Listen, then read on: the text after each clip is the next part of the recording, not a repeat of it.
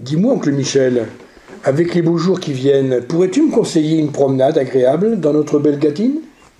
Est-ce que tu connais le Saumor? Non, j'en ai juste entendu parler. Je crois que c'est un affluent de l'Autise.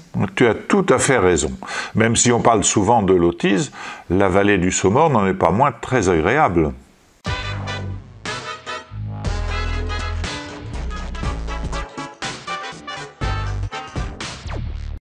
Mais où commence-t-il, ce Saumor? Une particularité, le Saumor n'a pas de source. Pas de source? Et tu te moques de moi? Comment c'est possible? Je ne me moque pas de toi, non.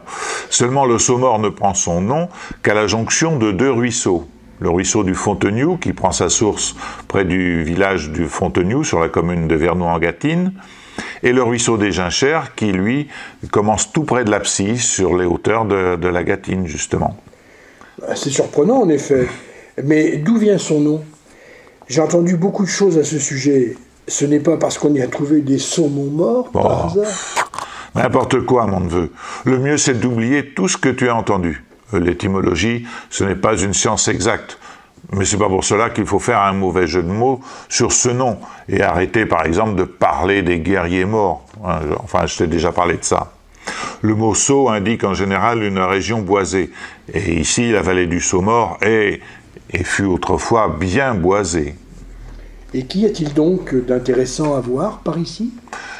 Laisse-toi guider par son cours en prenant la carte IGN ou en suivant les circuits tracés sur les communes de Sillé, La Chapelle-Tireuil, Puerdy, Ardin et Besleuf. Et il y avait des moulins, comme sur l'Autise? Je pense bien. Peut-être même davantage.